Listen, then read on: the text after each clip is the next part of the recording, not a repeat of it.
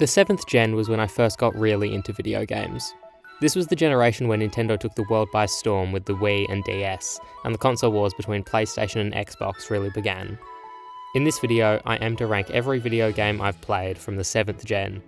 I have so many great memories of the games I played on my PlayStation 3 and Nintendo DS growing up.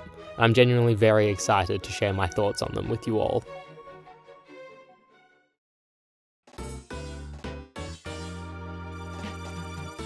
On Christmas Day 2010, I was given my first ever video game console, a white Nintendo DS Lite, and a copy of Super Mario 64 DS. Mario 64 DS is less of a Mario 64 port, rather a retelling with a heap of new ideas. It was the perfect launch title for the DS, demonstrating its capabilities as Nintendo's most powerful handheld yet, and I'm really glad it exists. That being said, it isn't very good. It's clear that they had to cut a lot of corners to get it working on the system, the most apparent of which is the lack of analog control. Also, the game makes a heap of weird changes that don't really benefit it in any way. At the end of the day, it's still Mario 64, so it's not a bad game, it's just nowhere near as good as what came before it. However, the mini-games are one of the best parts of the game, and are probably where I spent most of my time in the game when I was little. Mario 64 DS holds such a special place in my heart, despite its shortcomings. B tier. The DS's target demographic was everybody, and Dr. Kawashima's brain training demonstrates that so well. The game is full of actually really fun brain games that anyone can get some sort of value out of. The game also controls surprisingly well. B tier. Mario and Sonic at the Olympic Games is definitely the game I played the most on my DS when I was little. I revisited the game not too long ago and actually had a really good time. A lot of the games are pretty similar, but they're all fun and there are enough of them that the game doesn't really get boring. I like that the game lets me play every single minigame as Shadow the Hedgehog as well, and my favourite minigame has always been the trampoline one. B tier. Mario Kart DS was the first Mario Kart game I ever played. The game is surprisingly difficult on the higher CCs, and is the only game in the series to feature a mission mode. I'm very nostalgic for the game, so it's probably my second favourite game in the series. A tier.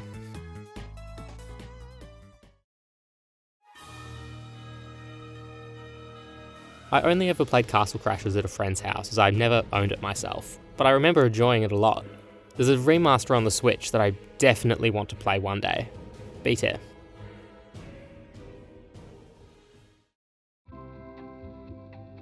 First up for PS3 is...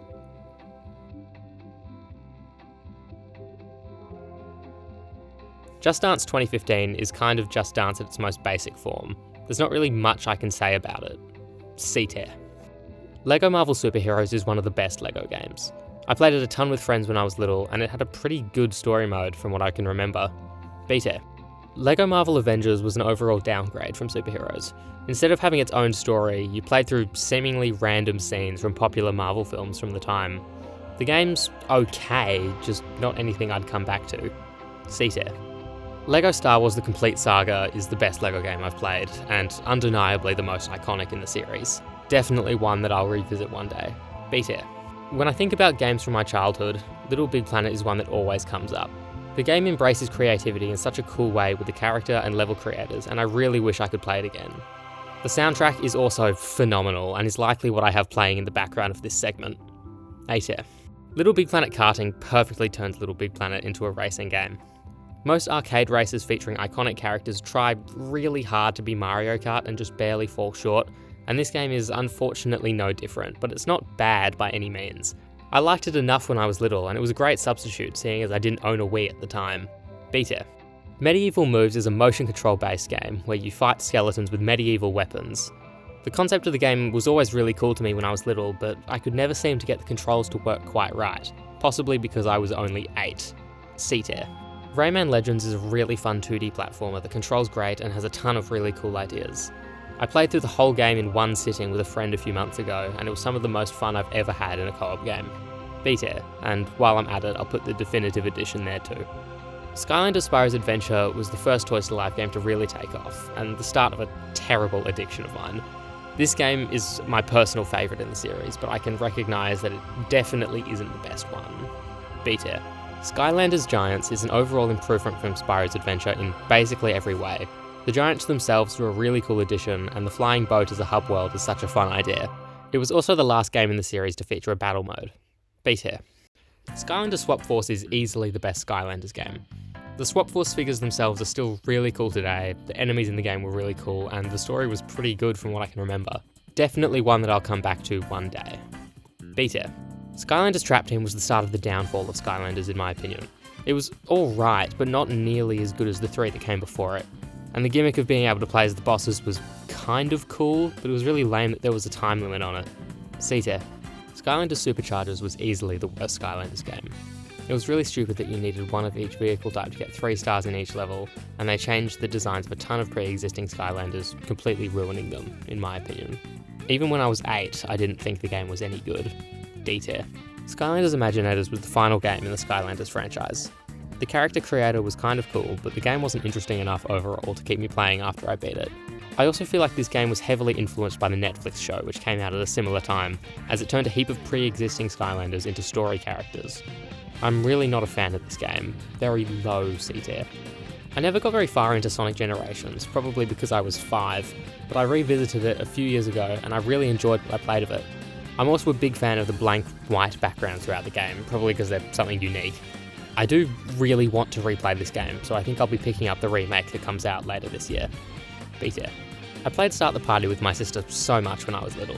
It's a party game that revolves around the PSI, the camera for the PlayStation 3. The game was quite fun, but I don't think I'd want to play it nowadays if it weren't for nostalgia. C tier. I've heard the sentiment online that Toy Story 3 is one of the best licensed children's games ever released, and although I haven't played many myself, I have to agree. The game features a ton of levels loosely based on the events of the film, and is genuinely quite fun. I really like the game and hope to come back to it someday. B tier.